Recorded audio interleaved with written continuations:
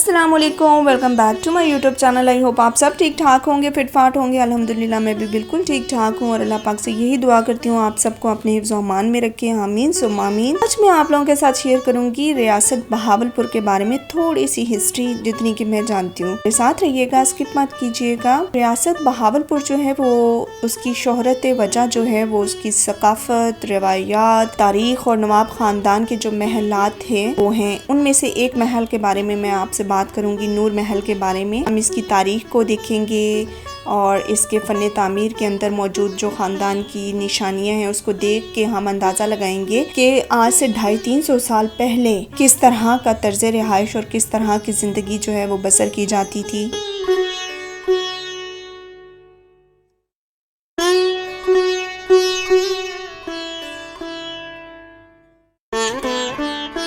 यहाँ पे हम दाखिली दरवाजे से जो हैं वो अंदर आ चुके हैं। फिल वक्त ये आवाम के लिए खुला रहता है महल, लेकिन पाकिस्तान आर्मी के कंट्रोल में है।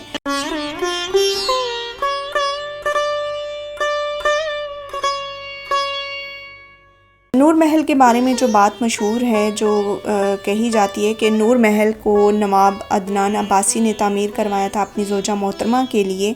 मगर बड़े ताज्जुब की बात यह है कि ज़ोजा साहिबा ने एक ही रात यहाँ गुजारी और ये जानकर आपको और भी हैरानगी होगी कि जब उन्होंने अपनी बालकोनी से पहलू में मौजूद कब्रिस्तान को देखा तो दूसरी रात गुजारने से साफ इनकार कर दिया और जो नवाब साहब की बरसों की मेहनत थी वो ज़ाया गई और फिर ये महल उसी तरह से खाली रहने लगा।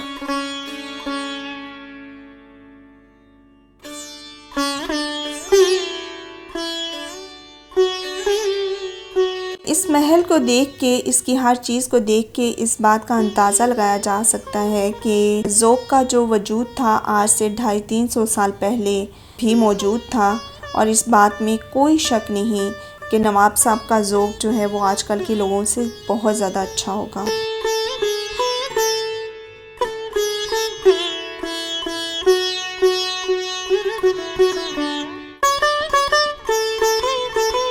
और ये वो हॉल है जहाँ पे नवाब साहब बैठा करते थे और सारे जो लोग थे वो यहाँ पे दरबार में हाजिर हुआ करते थे।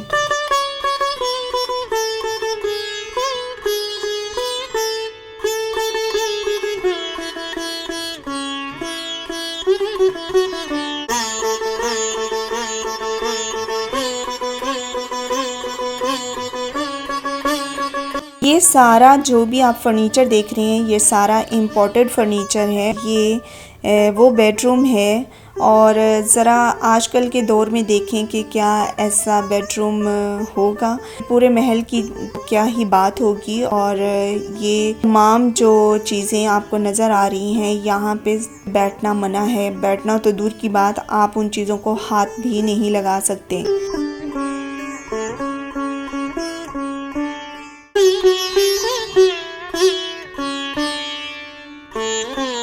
ये है वो नवाब ख़ानदान के मुख्तलिफ़ लोगों की तस्वीर इस गैलरी में लगाई गई हैं। उस दौर में जितने भी नवाब ख़ानदान थे और जो नवाब गुज़रे थे वहाँ के, वो सारे यहाँ पे पिक्चर्स के अंदर आपको नज़र आएंगे।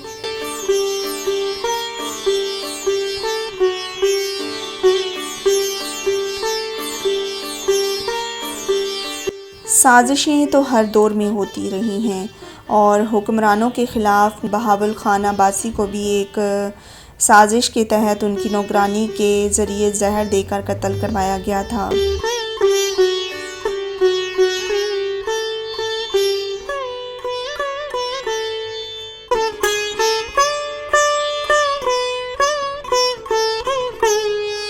बहावलपुर की जो तारीख़ है उसकी बतदरीज तरक्की और इंडस वैली के साथ उसकी वाबस्तगी की सारी कहानियाँ दीवारों पर चिपसा हैं, जो कि एक टूरिस्ट की मालूमात के इजाफे के लिए काफ़ी हैं कि यहाँ पे हर चीज़ के बारे में एक्सप्लेन करके वहाँ पे साथ में लिखा गया है। किसी भी हम लोग हिस्टोरिकल प्लेस पे जाते हैं तो वहाँ पे उसकी हिस्ट्री ऑलरेडी वहाँ पे लिख के रखी गई होती है।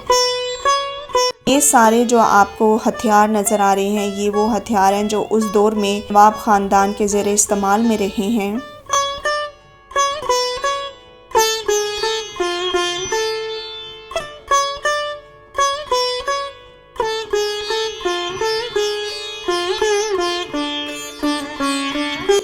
के ज़ेर इस्तेमाल में रहने वाले शाही लिबास हैं, उस दौर की सकाफ़त को यहाँ पे प्रेजेंट कर रहे हैं।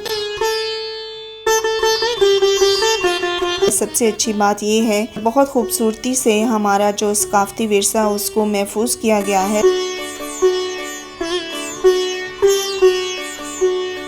जो कौमें अपने सकाफ़ती विरसे को भूल जाती हैं वो तरक्की नहीं कर सकती।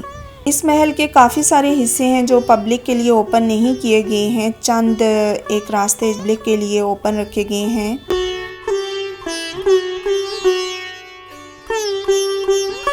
ये वो यूनिफॉर्म है जो कि उस दौर में पोस्टमैन इस्तेमाल करता था।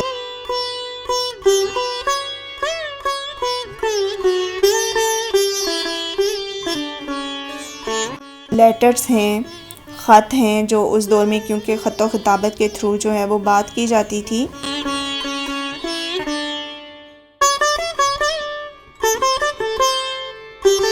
ये उस दौर में इस्तेमाल होने वाले सिक्के हैं। उस दौर में सिक्के ही इस्तेमाल किए जाते थे, रुपए का कोई भी कॉन्सेप्ट नहीं था। और ये वो शाही ज़ेवरात हैं जो नवाब ख़ानदान की औरतें इस्तेमाल करती थी।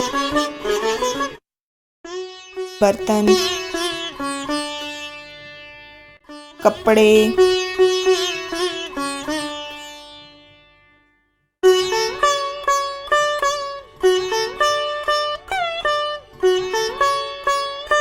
चरखा उस दौर की एक अहम सकाफ़ती हिस्सा है।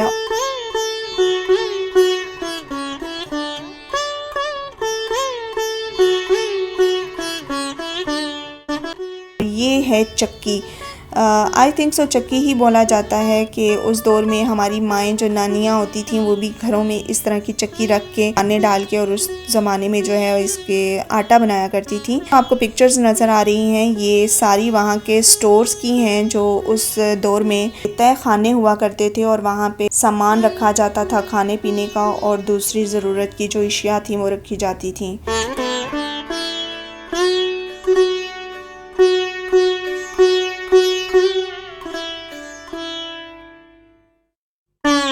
हम जो हैं वो बाहर आ चुके हैं और आज जितना भी हमने यहाँ पे विज़िट किया उसको अपने चंद अल्फाज से बयान करने की कोशिश करती हूँ। कहते हैं ना कि ढलता हुआ सूरज हो, बहते हुए जज्बात हो, वक्त की जालिम रफ्तार हो, या तहज़ीब के बदलते मेयार हों, सब एक दूसरे से मुमासलत रखते हैं।